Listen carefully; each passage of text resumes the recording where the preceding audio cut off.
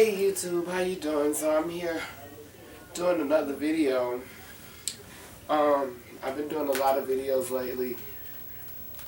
I just been having so much to say. But I want to say this real briefly before I get into what this video is actually about. I'm thankful that one of the things that I'm thankful for is that, I know that the internet has been around for a long time. And I mean, what, like 10, 15 years? I'm not really sure. But I know that this summer will be 4 years. I think it'll be 4 years. Yeah, 4 years since I've been doing YouTube videos. Because I started in 2009.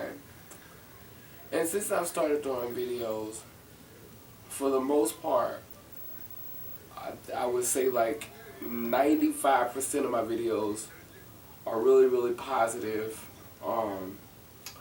About 80% of them, damn near, Disney would approve of it.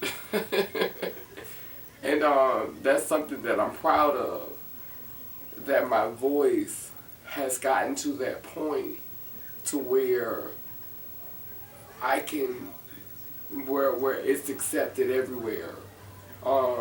Last summer I started doing public access, and we know what public access is like.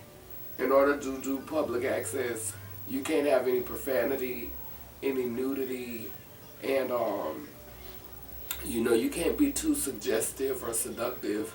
So I take it as a huge compliment that as a transgender person who's been through what I've been through, I could still give content that children can watch. That I have something that's approved by public access. That is a huge honor, to have my voice heard and not have to be censored.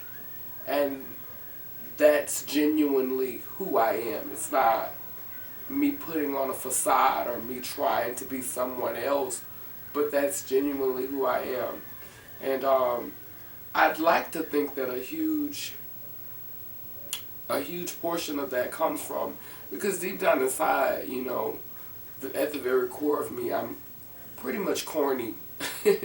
I mean, I have a wild side, but I love Disney, I love Pixar, I love Tyler Perry movies, I love watching things with a positive message. If I watch movies with too much bloodshed or gory or horror movies, I might watch one with my husband every now and then, but I'm really not, like a gory chainsaw massacre. I'm really not that type of person. And I'm happy because that's genuinely who I am. That's genuinely who I am.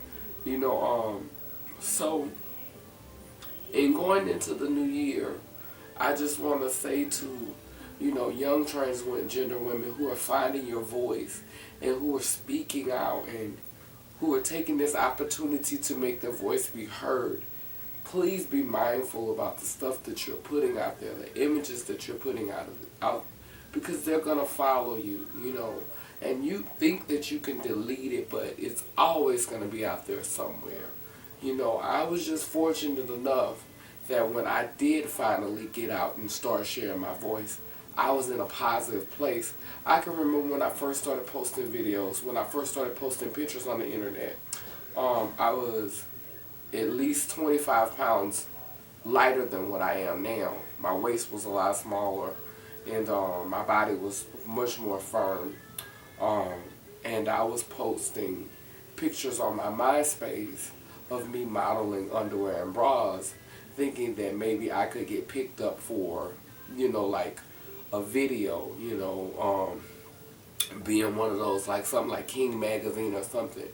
Because I was like idolizing Buffy the Body at the time. So I wanted to, be one of those type of girls. That was like my dream. And so I was putting images of myself out like that. And guys were coming on my page saying how they wanted to, just all type of vulgar and provocative stuff to me. And that's when I realized that even though that wasn't my intentions, you know, that doesn't mean that everybody is going to respond to you respectfully. You know, people aren't going to automatically assume, you know, that you're not there for that.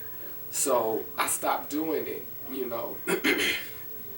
um, every now and then I do a video where, you know, I look provocative or I look sexy because I'm not dead. Hell, I do have a sex life.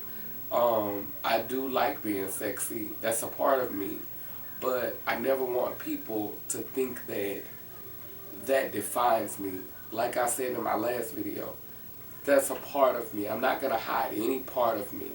But I'm glad that I've gotten to an age where I know who I am and I don't need validation. So I can put the best part of me first. And that's what I try to do in all my videos. Anyway, I think that's, you know, that's the purpose of what I was trying to say. Just for young girls who are coming, you know, be mindful of the images you're putting out there because they will follow you, you know, forever and after that. I know that I sound bad now, and I probably look like a bear and I sound like a truck driver. I'm almost certain. And that's fine. This is blogging, and blogging isn't going to always be pretty.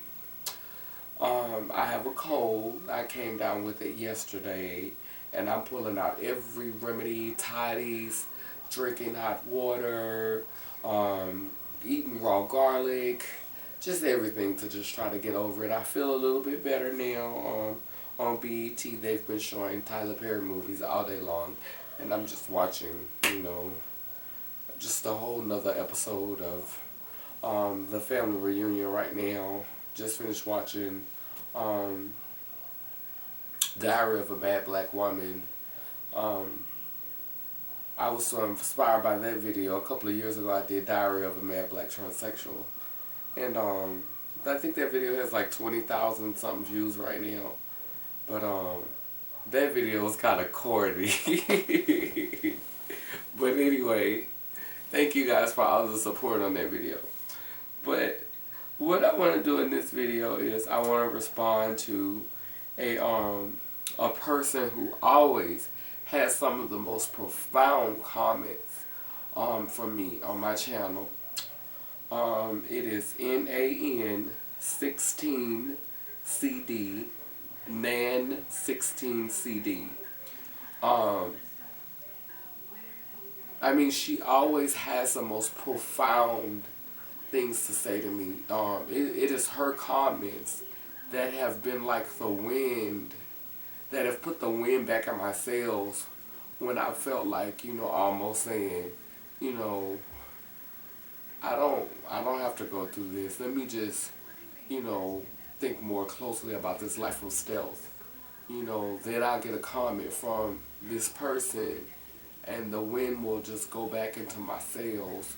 You know, but she was asking me a lot of questions about the orchiectomy, and I felt like if I was going to address it, it probably would have been a whole book, you know, writing back. So I decided to just go ahead and address the questions in a video. The first question she asked me was, how did you get your surgery? Well, how did I get my surgery?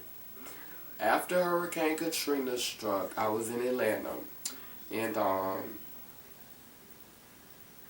we was getting our money back from FEMA because I lost everything, and they gave me back about close to $6,000 for the things that I had lost, because I was staying in a hotel room which was set up kind of like a studio, and I had a lot of nice things in there, but I mean, it was a hotel room. How much could I actually have in there?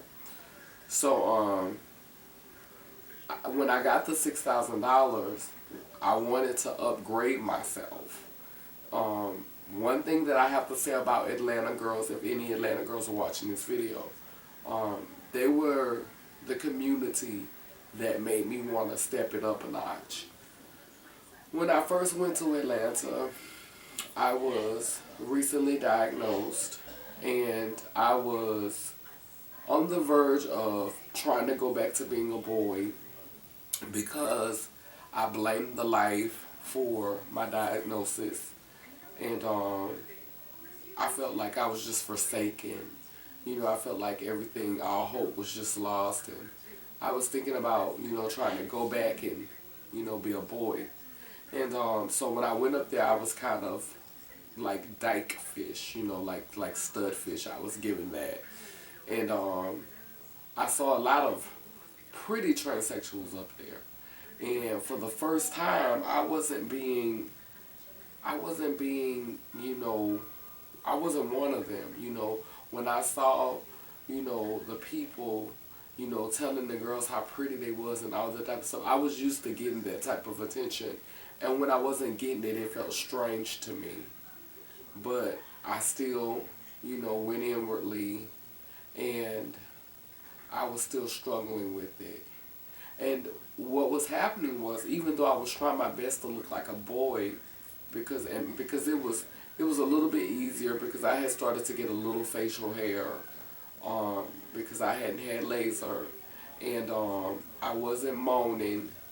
I hadn't been moaning for a while, and the drugs, because I was on crack, had almost, obliterated my natural C cup that I had from hormones, and I had only had a little work done in my breasts, so they were almost, next to not noticeable. So I was thinking about having a seal scraped and going back. And I just prayed about it, and I constantly prayed about it, and I constantly prayed about it.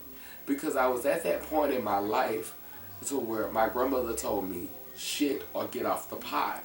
Which is when she asked me why I had the orchiectomy, I just told her what she said. She said shit or get off the pot. And it was like, either you're going to do this or you're not. And if you're going to do it, then you may as well be 100% committed to it. And this is for me, this is not for everybody, but this is how I looked at it.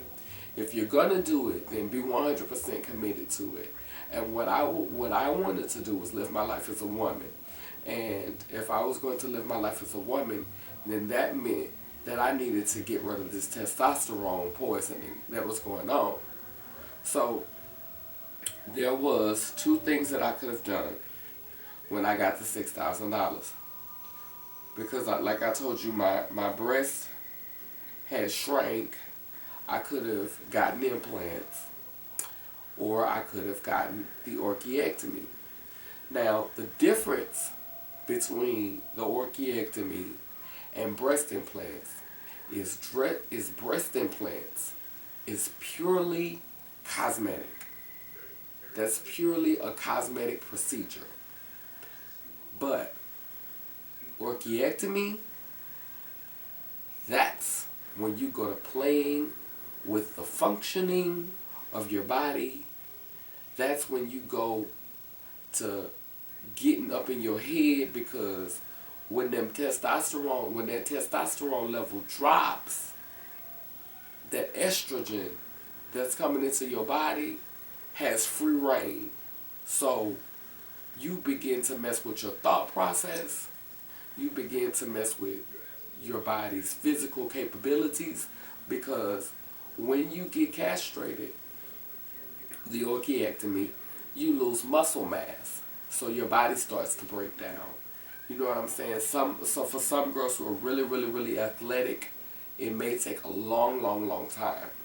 I was never a really athletic girl, but I wasn't I wasn't the softest girl either. I've always been soft, but I wasn't cotton. I had definition. But it didn't take me long to break down.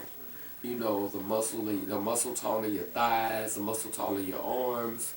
My face filled out even more. My cheeks got bigger. My boobs got bigger. My hips got bigger. And my butt, of course. And I think that that's just genetics. My female genetic was able to take over once I got rid of the testosterone.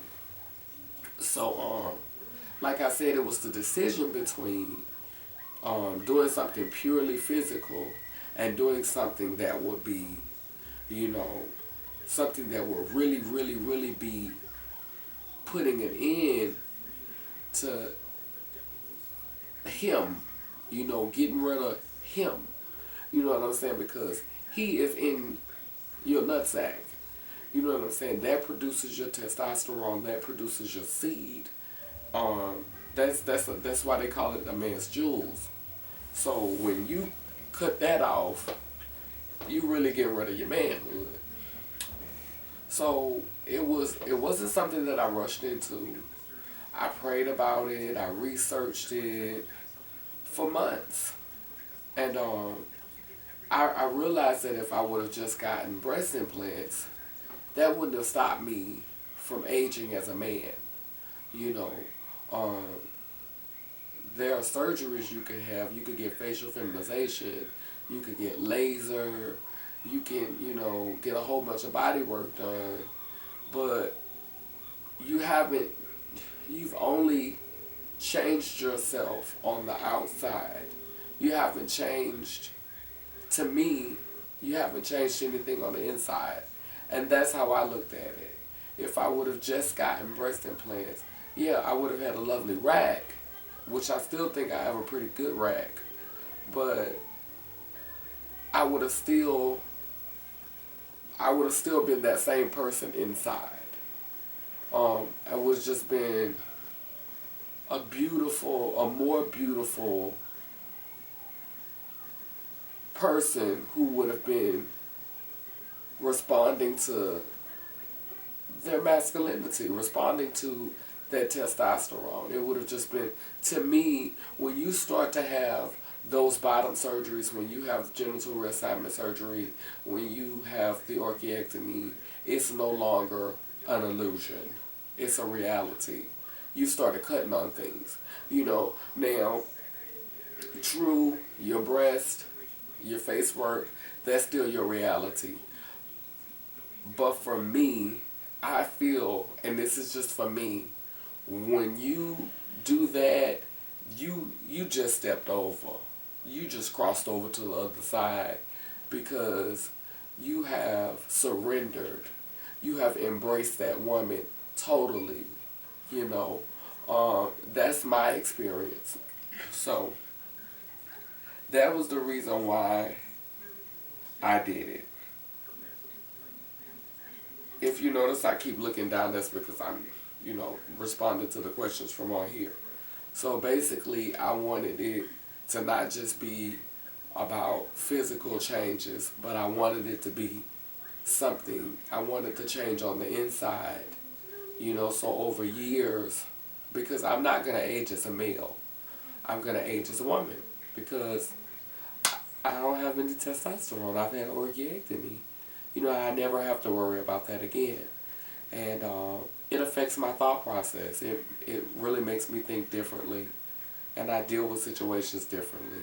Because a lot of times, testosterone has a lot to do with adrenaline. And a lot of times, a lot of male decisions are made based on that adrenaline and that testosterone, I don't have that problem anymore. I feel more comfortable with being submissive. I feel more comfortable with surrendering. And I think I had more of a problem with that before I had my orchiectomy. Some of us are strong personalities, and it's not guaranteed that it's going to affect everybody the same way. But I was fortunately that, that's what happened for me. So anyway, that's what made up my mind to have it done. It cost $2,000. I went to Dr. Janelle Foote in Atlanta, and it wasn't a hospital. It was a surgery center. She has 2 different locations. My daughter also went to her too, Pernisha, when she had her orchiectomy.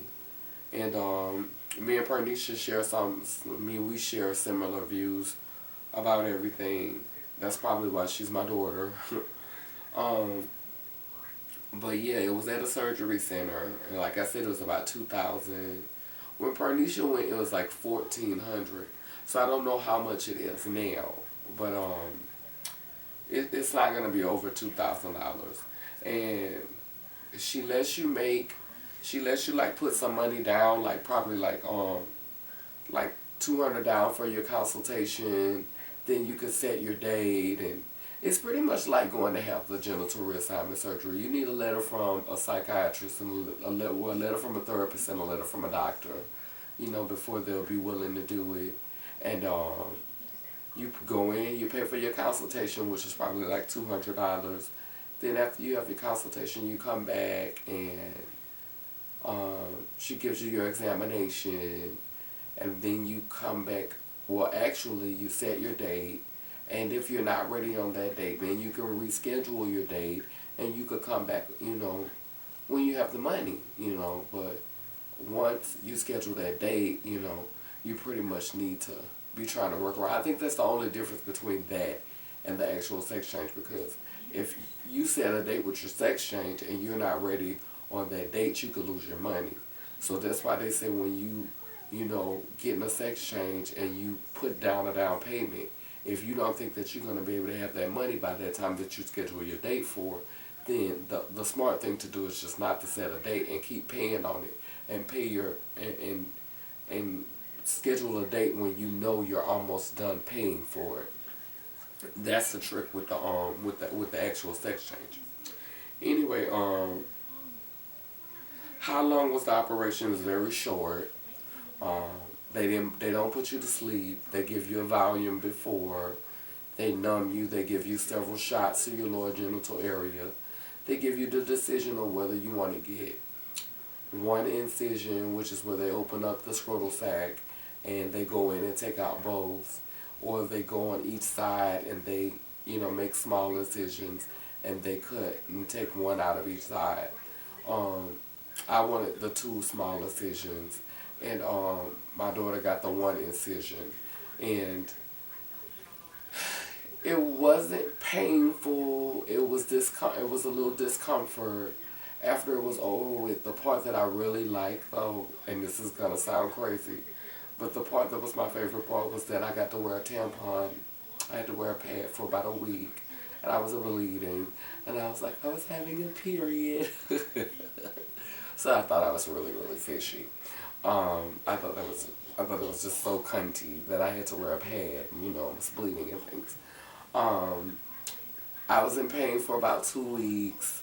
You can't wear, underwear. You have to wear like boxer shorts or big drawers or something, big grandma panties. Um, but it's about 2 weeks before you heal. Then you have this problem where your you swell up for a little bit down there, and it look like you have like a hernia, or you know what I'm saying. It look like something wrong down there, but eventually it goes away. They give you a bunch of pain pills, and they give you some antibiotics to take, and it eventually goes away. Let me see. How did your body change? Well, like I said, um, the research told me that, typically males gain 15 pounds in the hip area, and you're least likely to have prostate cancer. You're less susceptible to have prostate cancer, and you're more likely to live longer. You know, you can live longer like a woman, when you've had that surgery. These are the things that I've learned from my research. Um, you're less likely to go bald, and just a lot of things, because that's why the doctor says you'll no longer function as male, because you have when you have that surgery, you've almost tricked your body into believing that it's a female body. So when you take that estrogen, it works better. You know, um, every girl who I know who has undergone the surgery, I can tell the difference in their skin. They look like they're young. It's They're always glowing. I've never seen a girl who had an orchiectomy or genital reassignment surgery that did not have nasty ass skin. Um, I haven't taken hormones in about 3 or 4 months, and you know, I'm just, I'm just really, really soft, and my skin glows. Um, and I know that that's a lot, mainly because of the orchiectomy. Um, it's a lot of physical changes that happen, but every girl have to experience what will change about themselves. Once when I first got the surgery, I blew up. I gained a lot of weight, and it went to the wrong places, and then I had to learn. Because like before I had the orchiectomy, I used to be able to eat pretty much anything I wanted, and because my metabolism was higher, I could, move around and get it off. I could go and eat, a double Whopper and a large fry, large drink, and feel nothing. You know what I'm saying? And still be, a good size. Never would get bigger than a 9-10. Well, after I had the orchiectomy, I couldn't eat double Whoppers, and I couldn't eat large fries. I had to have a kid's cheeseburger. So there were some things about my diet that had to change in order to keep some sort of waistline. Um, did I suffer any side effects? No. The only side effect that I would say would be, just a lack of energy, and that could that could not be the orchiectomy. That could be sometimes eating unhealthy, and it could be my diagnosis as well. So it doesn't have to necessarily have anything to do with the orchiectomy, because my daughter has an orchiectomy, and I mean, she still has tons of energy. I mean, she can't sit still. So for everyone, it's different. Than sometimes, I like go on my little vegetarian binges, and I won't eat meat for months, and it makes me become anemic, which also is something that is an energy drainer. So by me jumping, from vegetarian to not being vegetarian, that could have, some of the effects. But no, I've had no side effects from it. Um, any regrets? Um, every now and then, I get the thought that I should have, you know, got off hormones for a little while and saved some sperm, so that I could have made a baby. Um, that would probably be my only one. But the biggest thing about that is that I would have been too afraid that the child would probably be transgender, which was one of the reasons why I made the decision too, because I didn't want to bring, a child that will possibly have to go through what I went through into this world. I don't believe that the world is a place for my seed personally. Um, so it might have been selfish, but that's how I felt at the time. But sometimes I do wish I would have, got off the moans for at least 6 or 7 months, and ate a whole bunch of oysters and protein and peanut butter, and you know what I'm saying, not been smoking weed, and just been, just mentally focused, and maybe exercising, whatever, to build a high sperm count back up, and frozen some sperm before I did it. That probably would be the only regret. And I have those thoughts like once every blue moon. It's not like something that happens every day. Because I am an artist, and I'm always creating things, videos, songs, plays, poems. Um, I feel like I have a legacy. So I think that that's all a part of wanting to live on. Just wanting to live on, wanting a piece of you to live on. So I'm fulfilled in that. But that would probably be the only thing that I would think about from time to time that would make me feel slightly like, But other than that, no, no. I think it was one of the best decisions I've ever made in my life. Um, and I think that that is the difference between girls who are non-op and girls who are um, post-op regarding um, genital reassignment surgery and the orchiectomy. There is a different mindset, you know. It's not saying that one is more of a woman than the other one, but obviously the thought process is different. You obviously the things that you want are different, you know, because that down there between your legs is a part of you, and it's how you will express yourself. And so in choosing to be post-op and having those surgeries, you're saying that that genitalia is not something that you want to be a part of your intimate life, you know, and you don't want it to govern your life physically. Um,